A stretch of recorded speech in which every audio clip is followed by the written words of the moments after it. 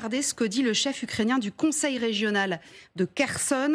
Il dit au New York Times: j'ai des informations selon lesquelles l'évacuation commence aujourd'hui sous prétexte de protéger les civils des conséquences des violents combats dans la région. Les Russes seraient donc en train d'évacuer les civils dans la zone de force, d'après les Ukrainiens, ce qu'il s'était passé déjà au moment où Kherson avait été libéré. Voilà ce que précise le New York Times dans un tweet. Les troupes russes déplacent de force des personnes des zones occupées près de la ville de Kherson vers le sud de l'Ukraine.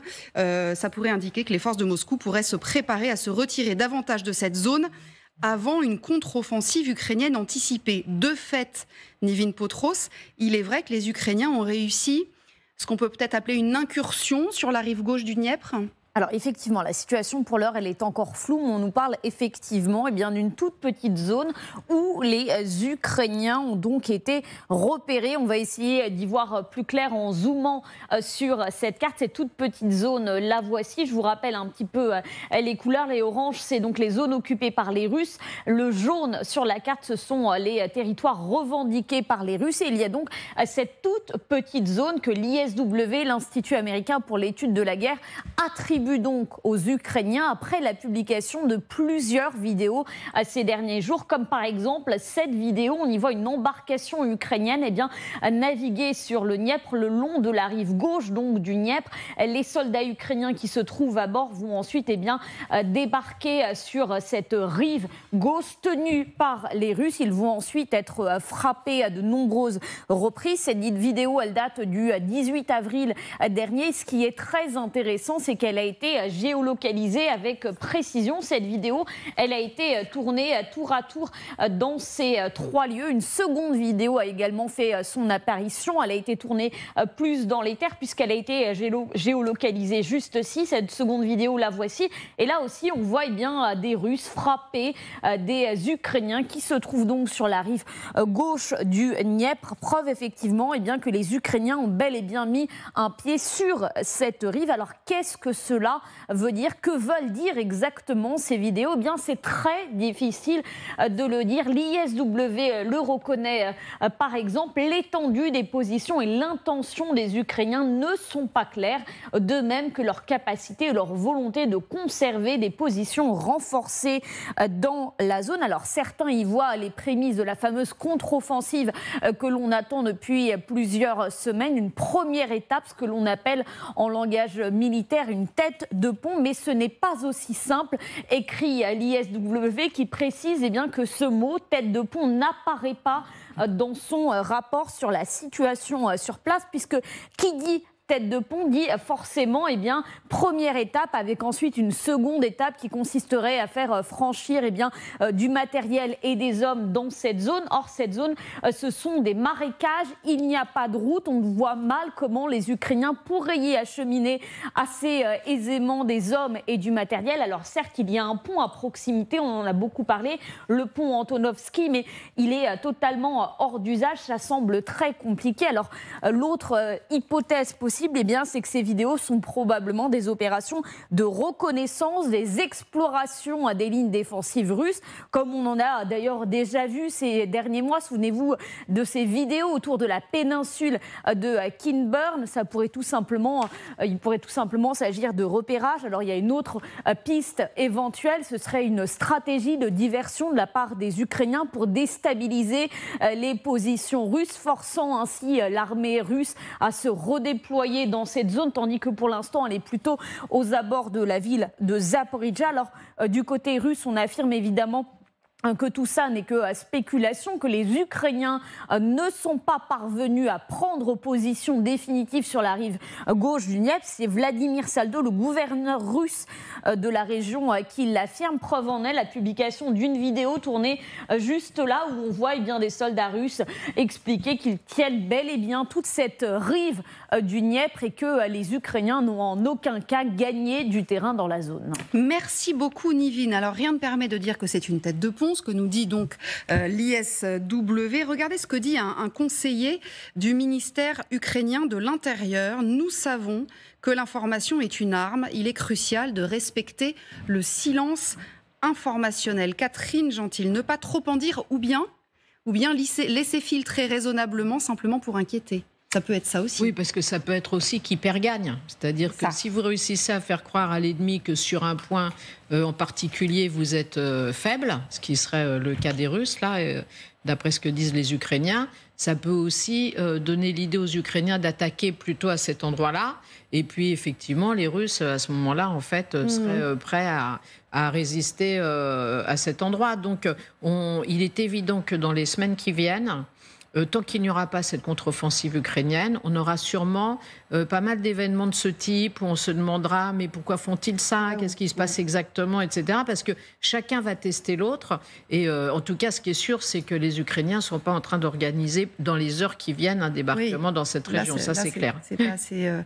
Thomas Friang, preuve que c'est un billard à 3 bandes. Les Ukrainiens donc, pourraient être en train de brouiller les pistes avec cette opération-là. Mais quand les Russes évacuent les civils de la zone, ça pourrait être un leurre aussi, finalement. Oui, c'est extrêmement difficile d'y voir clair. Le brouillard de la guerre ne va faire que s'épaissir dans les semaines qui viennent. La seule chose dont on peut être à peu près sûr aujourd'hui, vu ce qui est dit officiellement, à la fois par les autorités ukrainiennes qui réclament une intensification, une massification, une amplification du soutien sur le plan des munitions notamment, ou les avertissements américains sur le thème « vous n'êtes pas prêts pour une contre-offensive qui fasse bon usage du soutien qu'on vous a apporté », c'est que c'est pas pour tout de suite, a priori.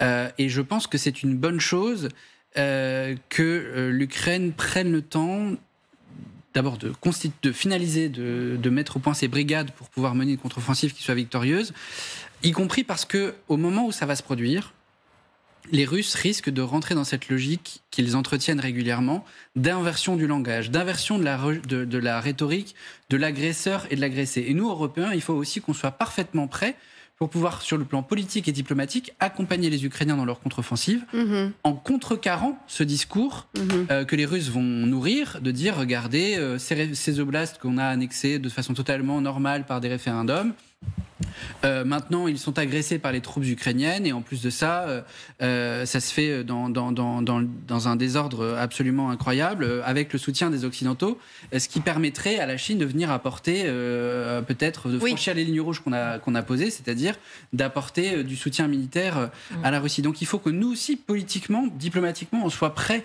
pour accompagner, en plus de ce qui a été fait sur le plan militaire, cette contre-offensive et jusqu'à ce qu'elle ait lieu. Comme Catherine l'a dit à l'instant, on va avoir plein de petits épisodes comme ça qui vont nous amener à peut-être aussi à nous préparer tout simplement à ce moment. Et il faudra qu'on soit très clair. Il n'y aura pas à ce moment-là d'inversion de la logique de l'agresseur et de l'agressé. Il y a eu une agression.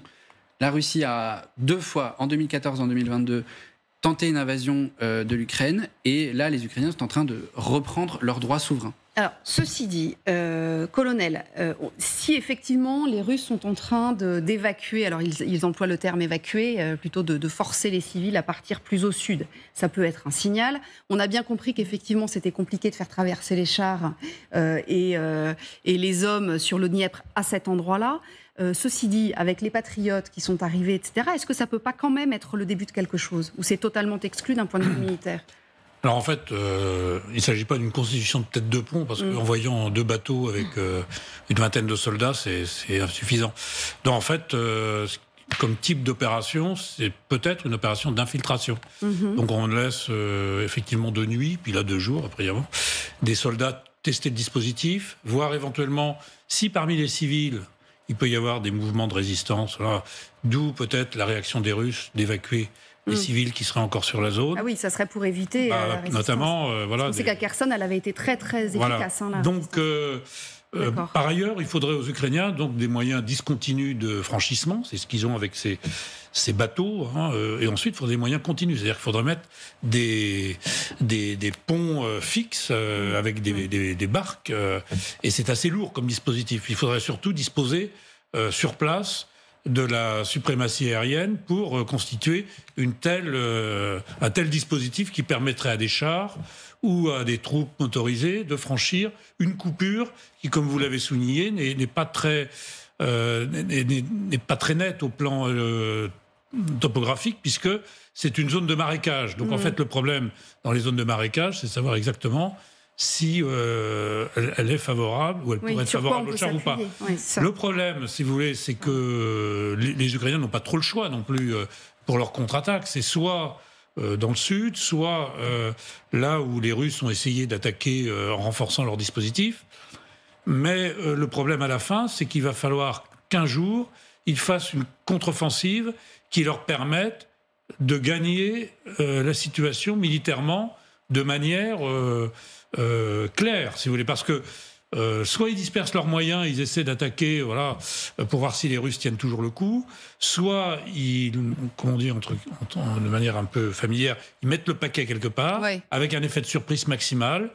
Et là, effectivement, on pourrait comprendre qu'il y ait une opération, non pas de diversion, mais de déception, un peu comme les Alliés ont fait à Mincemeat et Fortitude pendant la Seconde Guerre mondiale. Donc il y a peut-être une opération de désinformation. Et moi, je pense qu'en fait, ils ont une limite longue, les Ukrainiens, pour faire leur contre-attaque, c'est l'été. En fait, ils ne peuvent pas aller au-delà de l'été. Donc, en fait, ça va se préciser. On va peut-être pas la semaine prochaine, mais dans les semaines qui viennent, avoir peut-être davantage d'informations qui filtreront ou pas. Oui, c'est ça, parce que forcément, quand les chars vont se regrouper, ça va se voir, etc. Alors, les Russes, je ne sais pas quels sont leurs moyens, quelle est leur visibilité du dispositif d'en face. Probablement qu'ils en ont, mais qu'ils ne le disent pas trop non plus. Et puis les Ukrainiens, eux, ils disposent de tous les moyens occidentaux. Donc, parce que si on a bien compris quand même, si on peut revoir la carte juste un instant, là on voit que c'est effectivement une zone marécageuse, il y a pas mal d'arbres, etc. sur les rives du Dniepr. De l'autre côté, sur la rive gauche du Dniepr, que les Ukrainiens ont pu garder, donc au nord de la mer d'Azov, c'est ce qu'on appelait des plaines à chars. Donc là, pour aller cacher des blindés, c'est plus compliqué. C'est un autre élément d'incertitude dans ce questionnement, c'est qu'est-ce qui mérite une contre-offensive sur le plan militaire et qui est possible à délivrer, parce que politiquement, ça a un effet.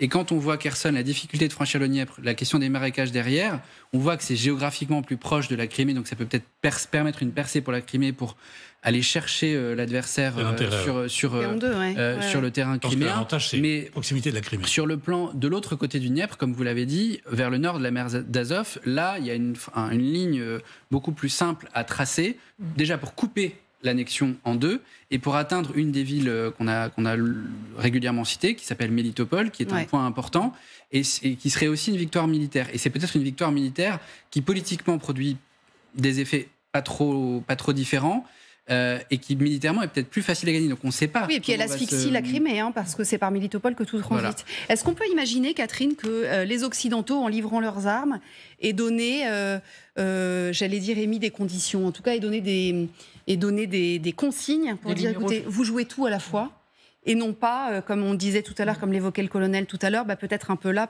pour voir où ça cède. Mais ça, ce serait avant l'offensive, qu'ils essaient un peu là, etc.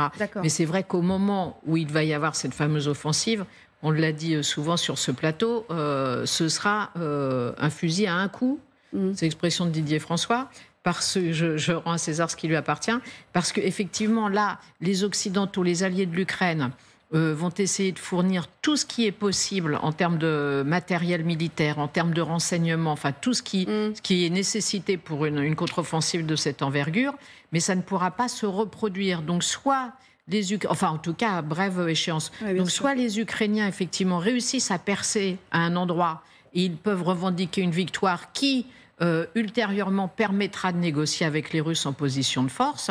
Ou alors, si ce n'est pas le cas, effectivement, ça va être beaucoup plus difficile concernant l'avenir, parce qu'ils ne pourront pas reconstituer leurs forces et avoir autant de matériel occidental, les Ukrainiens. On dit on n'a pas beaucoup. Mais d'ailleurs, ce qui serait brillant pour les Ukrainiens, et certainement audacieux, ce serait de foncer sur la Crimée. Parce qu'en prenant une prise de gage en Crimée, là, ils bousculent tout le langage russe qui consiste à dire voilà, la Crimée nous appartient, et de facto non plus, alors ils peuvent ensuite négocier, plutôt que d'user des forces dans des zones urbaines où les chars sont de peu d'effet. Parce que qu'est-ce que font les chars dans une zone urbaine ? Ils font de l'appui, et puis ils ne peuvent pas tirer avec toute leur portée, ils sont bloqués par des masques.